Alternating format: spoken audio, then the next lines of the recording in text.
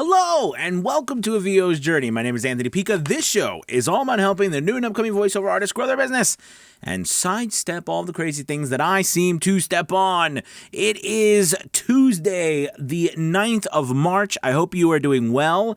I hope you have finished your taxes. If you've not, best of luck. Today I wanted to talk to you about carving out your own niche, if you will, all right, your niche. And voiceover. Funny word is niche. Anyways, carving out your own niche. So many people say, listen, in order to be successful, you've got to find your niche. You've got to dive in on that one thing and do the very best you can instead of spreading your wings too far.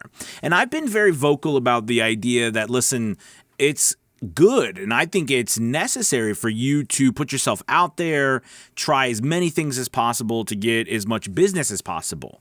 But I think for this discussion today, it is also important to be aware when the opportunity presents itself to you to take notice of it and go all in. So I've put out a couple things in the last couple of days about trying a variety of things. And the reason why we do that, like trying e-learning, trying commercial work, trying radio work, trying video game work, trying podcast intros and outros, trying corporate narration, trying just all kinds of audiobooks, trying all sorts of things to figure out, where the market likes you, where they want to pay you. So, that's gotten some good response. But what do we do after we start to get an idea, right? How do we, what do we do? How do we identify that niche? Well, to me, the biggest way to identify it is, what are people paying you for?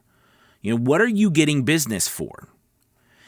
And whatever that is that you're getting business for, it's an indication that the market seems to like you in that area. Now, it could be another indication. Like it could be that, for your audience, the only audience that's seeing you is this audience that's looking for that. But in general, I find that, the market will tell you what they like. And when that happens, dive into that niche.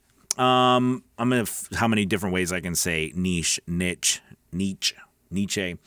Anyways, I'm an idiot, I know. But anyways, so I guess the point to this video is to really say that, look, you have experiences yourself too. I was working with a person earlier. They had a very unique experiences or knowledge, based on their line of work that they do in real life. And because of that, it fit with the type of e-learning narration that they could do. This works out perfectly, for example, medical narration. Okay, many people cannot, including myself, really say medical words, vocabulary, medical vocabulary convincingly without it being a struggle.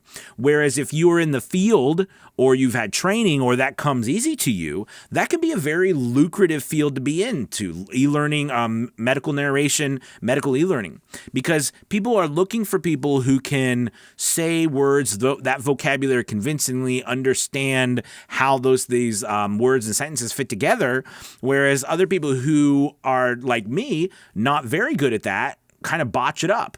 So, that's a skill, a talent, a niche that you could get into.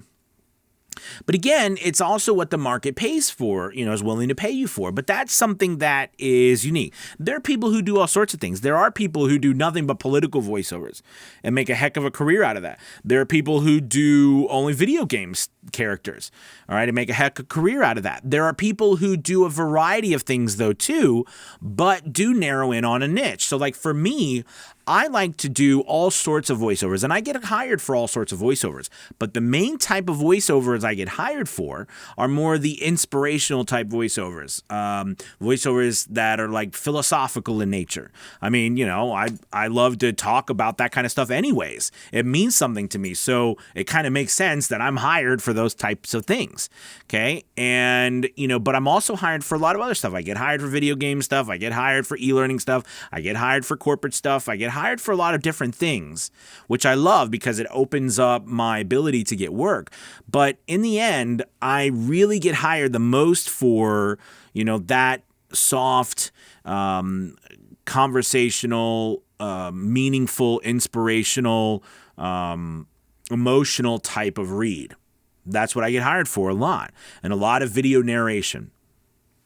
So, but that wasn't what I first started out with. What I first started out was I only got hired for nonfiction audiobooks because that's all I knew how to do at the time, or at least that's what I thought I knew how to do. And that's what I was marketing to, right? So I never thought in my wildest dreams I'd be doing what I do now. Okay, that goes to also show you how what you might think now might change drastically in the future, which is why you need to try so many different things, because what you think you're not good at right now may end up being your bread and butter a year or two down the road. Just like that happened to me. I honestly told myself the one thing I will never do in this industry is those commercials or those video stuff. And now it's literally what I do the most, 90%. And I get paid pretty well for it. So all I'm trying to say is keep your mind open, but when the opportunity provides itself, go after that niche, right? Go after it, dive in, and don't be afraid to use your personal experiences as part of finding that niche. All right? Okay, you guys, thank you so much. Also, I wanted to tell you we have a really great course. It's called How to Process Your Audio Like a Pro. I had a lot of people asking me about this, and I go through the entire process. If you have Adobe Audition, I use Adobe Audition. I go through the entire process if you're a beginner, how to set everything up, vocabulary. I have like a massive vocabulary list just so you understand like what a DAW is, what an interface is, what an XLR cable is, all of those things. It's definitely for beginners, but it goes through the process from beginning to end so you can produce a high quality professional voiceover file that you can deliver and be paid for. It's a really great course, and I just finished it up about a week or two ago. There'll be a link below, and you can also go to avosjourney.com to check it out. But thank you guys so much. You have a wonderful, wonderful day. I'll talk to you soon. Goodbye. Goodbye.